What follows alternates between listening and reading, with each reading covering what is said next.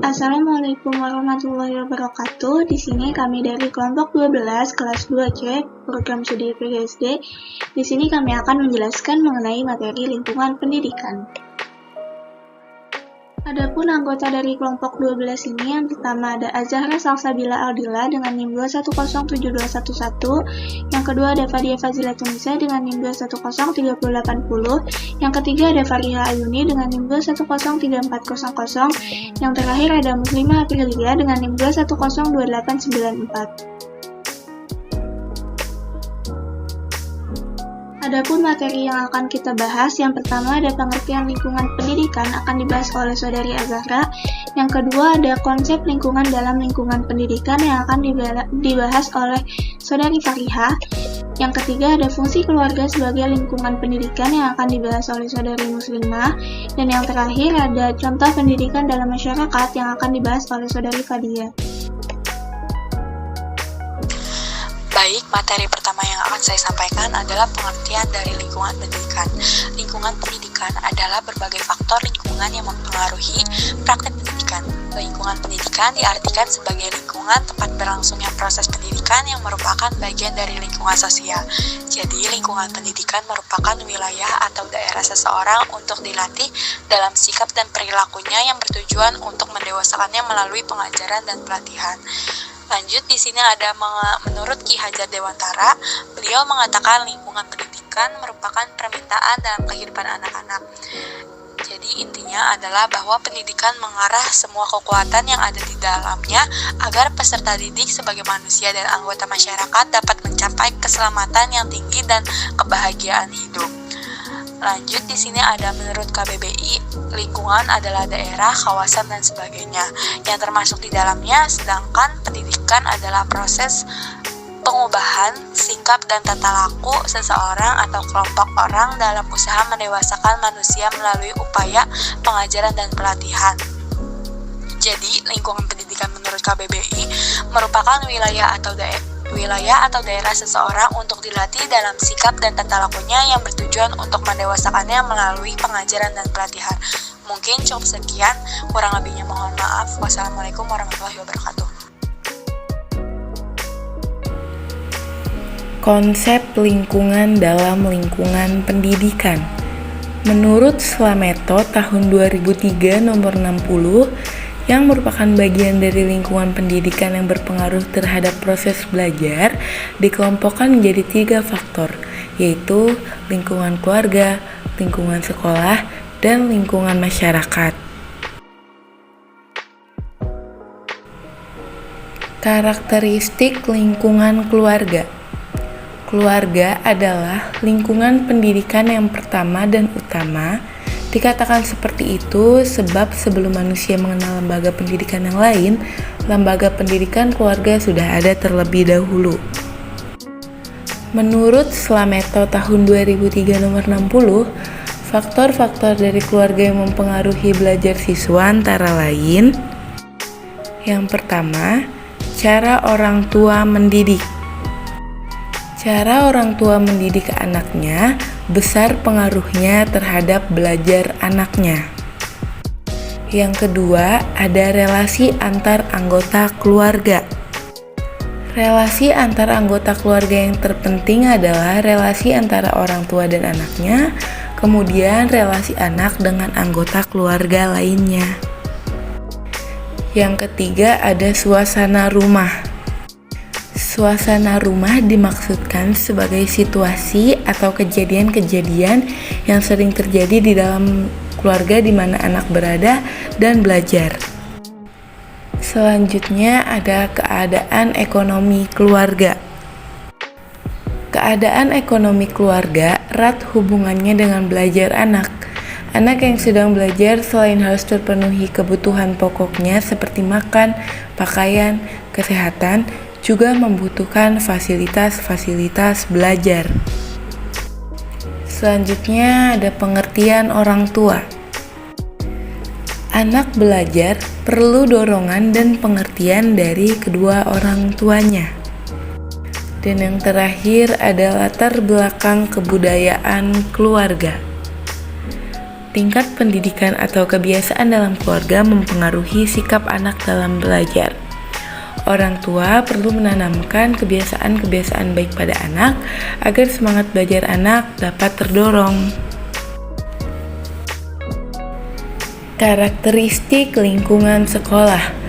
Menurut TUU tahun 2004 nomor 18, sekolah merupakan wahana kegiatan dan proses pendidikan, pembelajaran, dan latihan.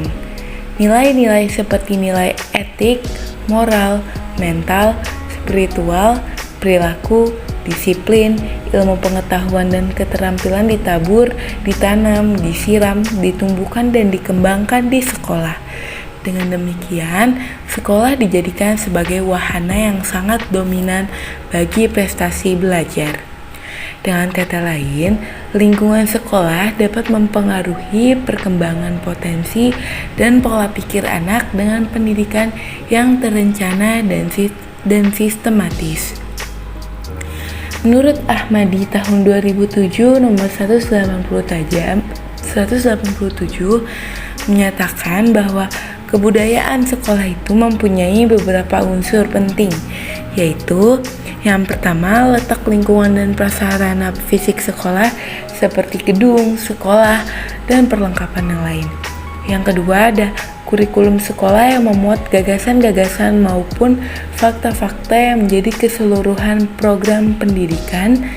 Yang ketiga, ada pribadi-pribadi yang merupakan warga sekolah yang terdiri atas siswa, guru, non-teaching spesialis, dan tenaga administrasi. Lalu yang keempat ada nilai-nilai norma, sistem peraturan, dan iklim kehidupan sekolah. Menurut Slameto tahun 2003 nomor 64, terdapat beberapa faktor yang mempengaruhi belajar siswa di sekolah antara lain. Yang pertama, metode mengajar. Metode mengajar itu mempengaruhi belajar. Metode mengajar guru yang kurang baik akan mempengaruhi belajar siswa yang tidak baik pula. Lalu yang kedua ada kurikulum. Diartikan sebagai sejumlah kegiatan yang diberikan kepada siswa. Kegiatan ini sebagian besar adalah menyajikan bahan pelajaran agar siswa menerima, menguasai, dan mengembangkan bahan pelajaran itu sendiri. Lalu yang ketiga ada relasi antara guru dengan siswa.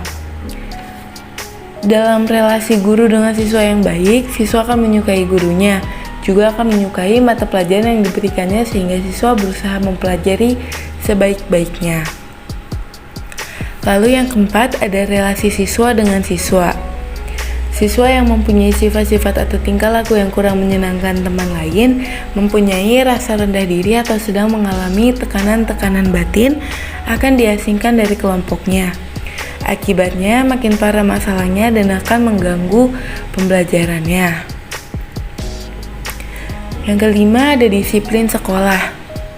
Kedisiplinan sekolah erat kaitannya dengan kerajinan siswa dalam sekolah dan juga dalam belajar.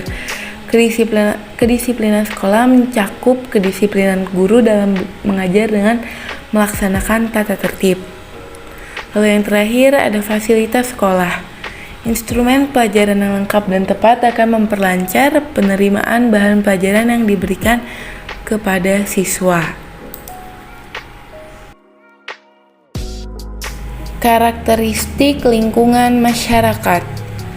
Lingkungan masyarakat berperan penting sebagai lingkungan pendidikan di luar lingkungan keluarga dan lingkungan sekolah. Karena lingkungan masyarakat dapat berpengaruh terhadap perkembangan jiwa si anak didik. Menurut Slameto tahun 2003, faktor masyarakat yang dapat mempengaruhi pendidikan siswa meliputi: yang pertama, kegiatan siswa dalam masyarakat. Kegiatan siswa dalam masyarakat dapat menguntungkan terhadap perkembangan pribadi siswa, tetapi perlu kiranya membatasi kegiatan siswa dalam masyarakat agar jangan sampai mengganggu belajarnya. Jika mungkin memilih kegiatan yang mendukung belajar. Lalu yang kedua, mass media. Mass media yang baik memberi pengaruh yang baik terhadap siswa dan juga terhadap belajarnya. Yang ketiga ada teman bergaul. Pengaruh-pengaruh dari teman bergaul siswa lebih cepat masuk dalam jiwanya. Teman bergaul yang baik akan berpengaruh baik terhadap diri siswa, begitu juga sebaliknya. Dan yang terakhir ada bentuk kehidupan masyarakat. Perlu untuk mengusahakan lingkungan yang baik agar dapat memberikan pengaruh yang baik pula terhadap anak atau siswa. Fungsi keluarga sebagai lingkungan pendidikan. Di antaranya yaitu ada fungsi biologis, fungsi edukatif, fungsi religius, fungsi protektif, fungsi sosialis, fungsi rekreatif, dan juga fungsi ekonomis. Yang pertama ada fungsi biologis. Fungsi ini diarahkan untuk mendorong keluarga sebagai wahana menyalurkan kebutuhan reproduksi sehat bagi semua anggota keluarganya, sehingga melahirkan generasi yang lebih baik di masa yang akan datang. Lalu yang kedua ada fungsi edukatif. Fungsi ini keluarga merupakan lingkungan yang pertama bagi anak. Pendidikan merupakan tanggung jawab yang penting bagi orang tua, yaitu ayah dan ibu yang merupakan figur sentral dalam pendidikan. Yang ketiga ada fungsi religius. Fungsi religius berkaitan dengan kewajiban orang tua untuk mengenalkan, membimbing, memberi teladan, dan melibatkan anak serta anggota keluarga lainnya mengenai kaidah-kaidah agama dan perilaku keagamaan. Lalu ada fungsi protektif atau fungsi perlindungan. Fungsi protektif dalam keluarga ialah untuk menjaga dan memelihara anak serta anggota lainnya dari tindakan negatif yang mungkin timbul baik dari dalam maupun dari luar kehidupan keluarga.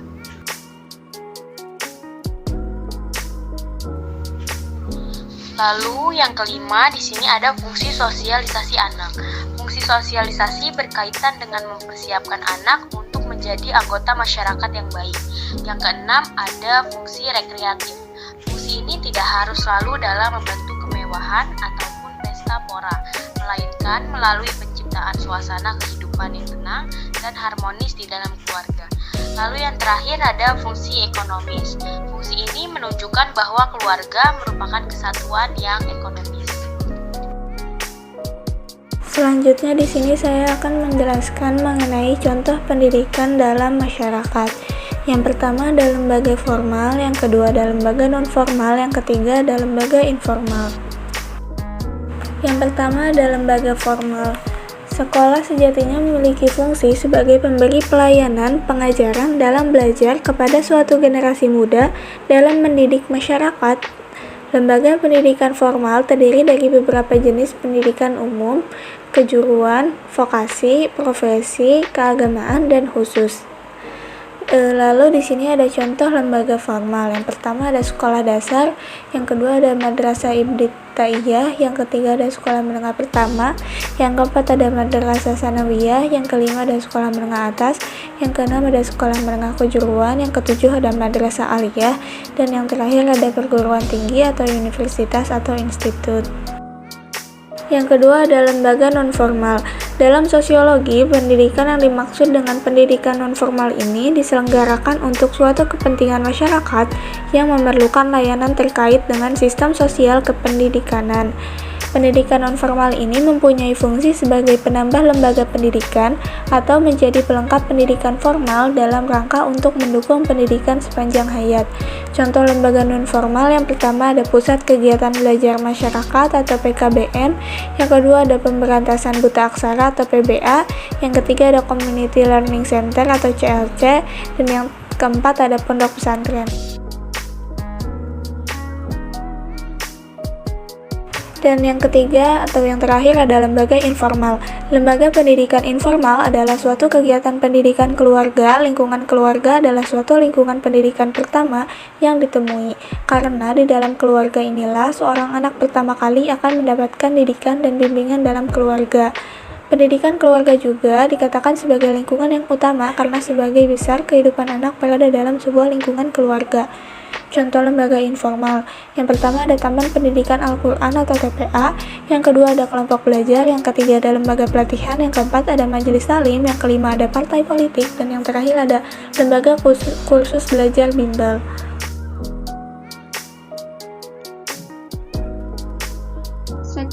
materi dari kami. Mohon maaf bila ada kesalahan. Wassalamualaikum warahmatullahi wabarakatuh.